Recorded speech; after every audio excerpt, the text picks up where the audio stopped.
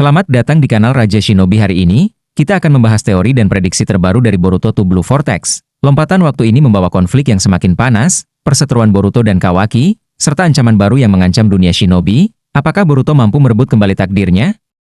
Yuk, kita mulai perjalanan ini dan kupas bersama cerita penuh teka-teki dan aksi epik dari teori to Blue Vortex.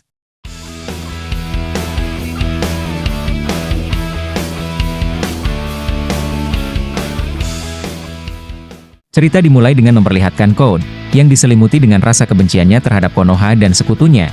Code, yang sebelumnya telah gagal membujuk Raikage untuk memberontak kepada kedaulatan Konoha, kini dirinya harus mempersiapkan langkah berikutnya untuk melanjutkan misi pembalasan.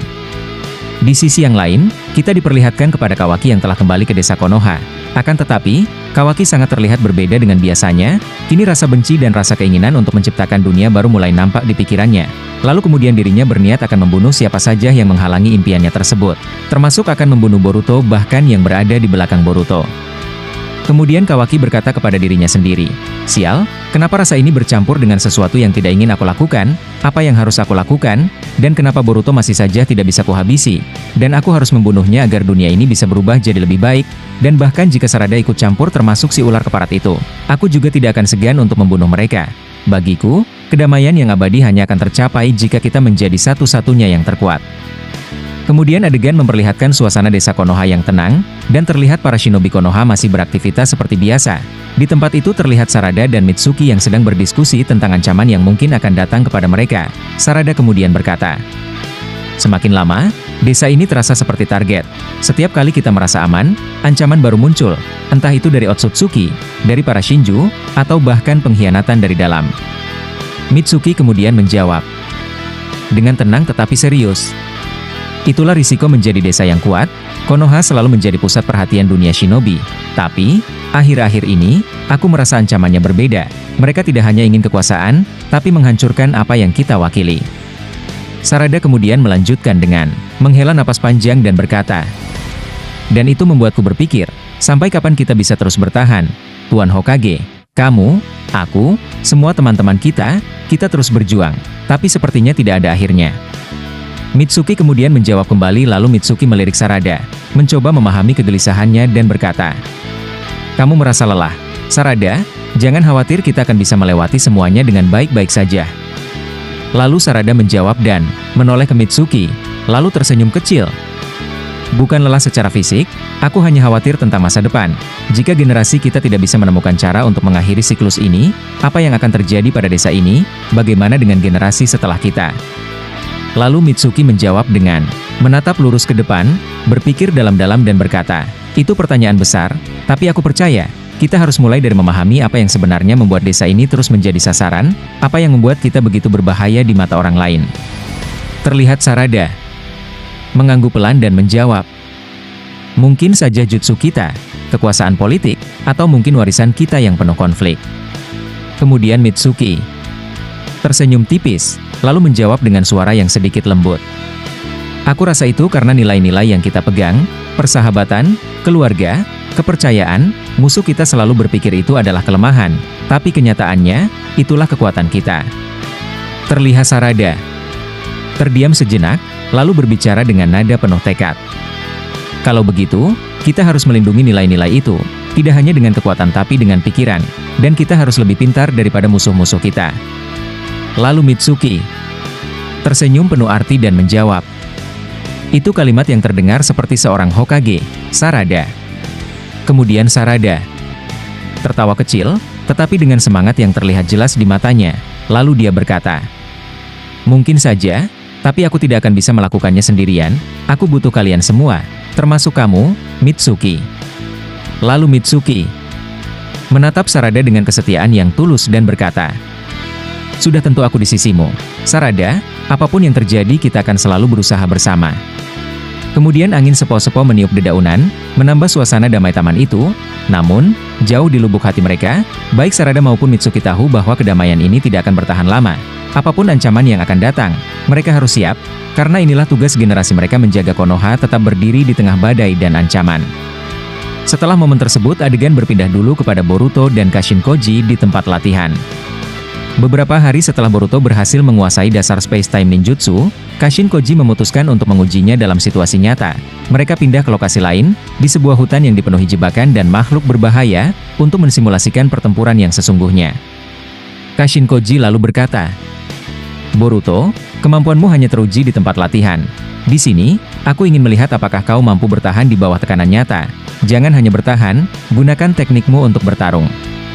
Lalu Boruto mengangguk, mengetahui bahwa ini adalah bagian dari persiapannya. Tak lama setelah mereka memasuki area itu, makhluk raksasa mirip ular raksasa muncul dari dalam tanah menyerang mereka tanpa ampun.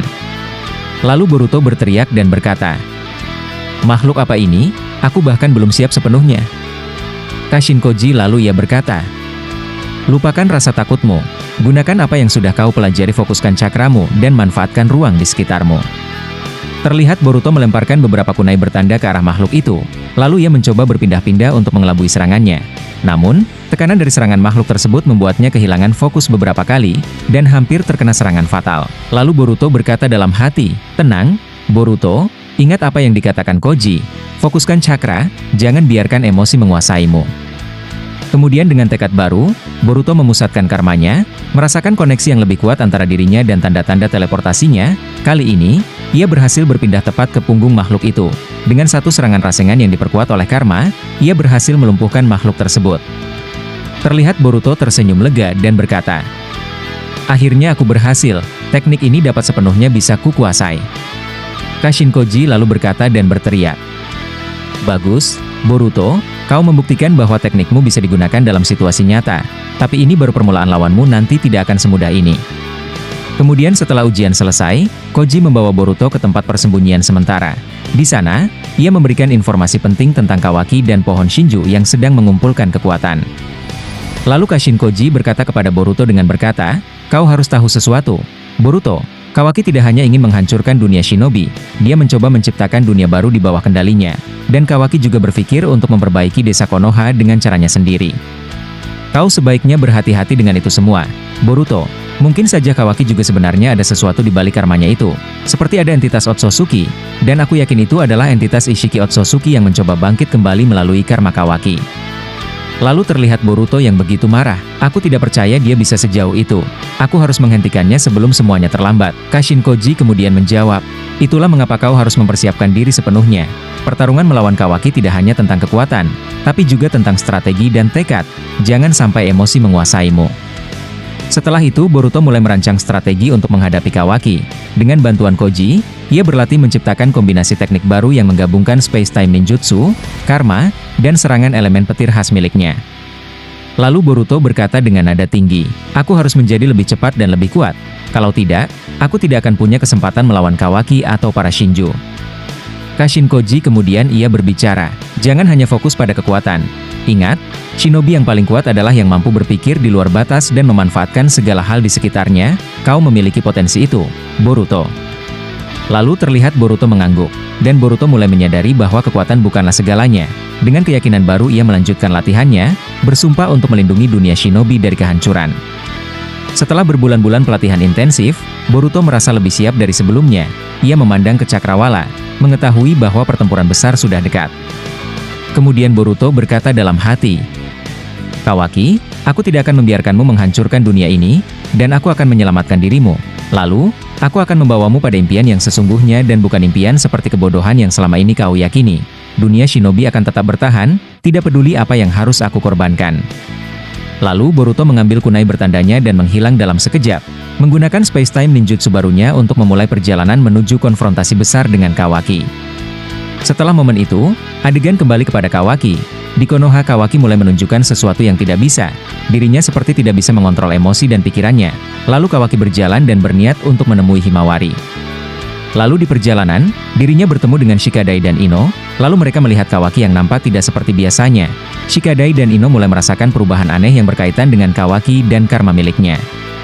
Shikadai dan Ino mulai menyadari bahwa ada tanda-tanda kebangkitan entitas Otsutsuki melalui Kawaki. Shikadai berkata, "Hai Ino, apa kau tidak melihat sesuatu yang aneh pada tubuh Kawaki? Sepertinya aku merasakan sesuatu telah terjadi pada tubuh dia. Apa kau juga melihat dan menyadari itu?" Ino, lalu Inojin menjawab, "Iya, Aku juga melihat aura gelap menyelimuti tubuh Kawaki. Sebenarnya apa yang sedang terjadi dengan tubuh Kawaki? Kemudian Shikadai berkata, entahlah, apa mungkin ada energi Otsutsuki di dalam tubuh Kawaki? Dan semoga saja firasatku tidak benar, tapi kalaupun mungkin benar, apakah Otsutsuki itu adalah Ishiki? Lalu terlihat perubahan tubuh Kawaki. Saat di perjalanan tubuhnya mulai tidak bisa dikontrol oleh Kawaki. Akan tetapi, Kawaki masih mencoba untuk bisa menetralisir keadaan tubuhnya. Dan Kawaki belum menyadari jika dirinya telah diikuti oleh Shikadai dan Inojin, lalu mereka berdua melihat Kawaki yang mulai memancarkan aura cakra yang sangat gelap dan asing. Yang dirasakan oleh Inojin, terlihat Inojin bisa merasakan cakra tersebut, karena dirinya adalah shinobi sensor. Lalu dari jarak jauh cakra ini terasa seperti milik Otsutsuki, jauh lebih kuat dan murni dibanding sebelumnya. Lalu terlihat lambat laun, tubuh Kawaki mulai menunjukkan perubahan fisik yang menyerupai Ishiki. Pola karma di tubuhnya meluas hingga menutupi sebagian wajahnya, dan satu matanya mulai menunjukkan tanda-tanda dojutsu khas Ishiki, yaitu Sukuna Hikona dan Daikokuten. Kemudian di sekitar Kawaki, terjadi perubahan pada lingkungan, tanah mulai retak tanpa sebab, tanaman layu, dan cuaca menjadi tidak stabil, pohon-pohon yang sedang tumbuh juga mulai memancarkan cahaya aneh. Seolah merespons keberadaan Ishiki di dalam Kawaki, kemudian terlihat Shikadai dan Inojin yang merasa kaget dengan perubahan tersebut, memaksa mereka untuk tetap diam dan waspada. Setelah itu terlihat Kawaki mulai kehilangan sebagian dari kepribadiannya, ia sering berbicara dengan suara yang lebih dalam, seperti bercakap-cakap dengan entitas lain di dalam dirinya. Ishiki tampaknya perlahan mengambil alih kesadaran Kawaki, menggunakan tubuhnya sebagai media kebangkitan. Lalu Shikadai dan Inojin, mereka juga melihat Kawaki yang menciptakan sebuah portal dimensi, dan mereka berdua juga melihat Kawaki yang memasuki portal dimensi tersebut. Setelah Kawaki memasuki portal dimensi yang diciptakannya, Shikadai dan Inojin saling berpandangan, kebingungan namun memutuskan untuk bertindak cepat. Shikadai kemudian berkata, ini buruk, kalau kita biarkan, kita nggak tahu apa yang bakal terjadi. Inojin, kita harus masuk dan lihat apa yang terjadi di dalam sana. Lalu Inojin menjawab, aku setuju, tapi kita harus hati-hati, kalau itu benar-benar energi Otsutsuki, ini di luar kemampuan kita, sebaiknya kita lapor dulu ke ayahku atau Hokage. Namun sebelum mereka bisa mengambil keputusan, portal mulai menutup. Tanpa pikir panjang, Shikadai menarik lengan Inojin. Kemudian Shikadai berkata kembali, kita nggak punya waktu. Kalau portal ini tertutup, kita nggak tahu kemana Kawaki akan pergi. Lalu terlihat keduanya melompat masuk tepat sebelum portal dimensi tertutup. Ketika mereka sampai di dalam dimensi itu, mereka disambut oleh pemandangan yang sangat berbeda. Langit dipenuhi warna ungu dan merah. Dengan kilatan petir yang tidak beraturan, tanah yang mereka pijak terasa dingin dan menyerupai kristal hitam yang memantulkan cahaya aneh. Di kejauhan, terlihat struktur seperti kuil besar yang memancarkan aura menakutkan. Di depan mereka, Kawaki berdiri diam, tetapi tubuhnya terus berubah. Pola karma di tubuhnya kini hampir menutupi seluruh wajahnya, dan mata dengan dojutsu khas Ishiki bersinar terang. Kawaki tampak berbicara, tetapi bukan kepada mereka melainkan kepada entitas di dalam dirinya. Kemudian terlihat Kawaki dengan suara dalam dia berkata, kenapa aku harus mematuhi perintahmu? Ini tubuhku, aku yang mengontrolnya. Aku peringatkan jangan pernah kau menggangguku lagi. Brengsek. Kemudian terdengar suara Ishiki dari tubuh Kawaki berkata, kau lemah. Kawaki, tubuh ini adalah takdirku, kau hanya sementara. Jadi kau diamlah dan biarkan aku menunjukkan kekuatanku. Kawaki tampak berjuang melawan kendali Ishiki, tetapi tubuhnya mulai bergerak sendiri menuju kuil di kejauhan. Terlihat Shikadai berbisik, Inojin, kita harus cari cara untuk menghentikannya sebelum dia sampai ke sana. Tapi bagaimana caranya kita bisa ke tempat itu? Setelah momen tersebut, sayangnya adegan harus berakhir di sini dulu. Nah, admin ingatkan kembali jika video ini hanyalah teori yang sengaja admin jadikan alur cerita Boruto agar lebih menarik dan bertujuan hanya untuk menghibur. Jadi terus dukung channel ini agar admin lebih bersemangat untuk membuat konten berikutnya. Dan jangan lupa tekan tombol subscribe, like video ini, dan tolong tinggalkan komentar di bawah video ini. Jika sudah admin doakan semoga kalian masuk ke dalam surga.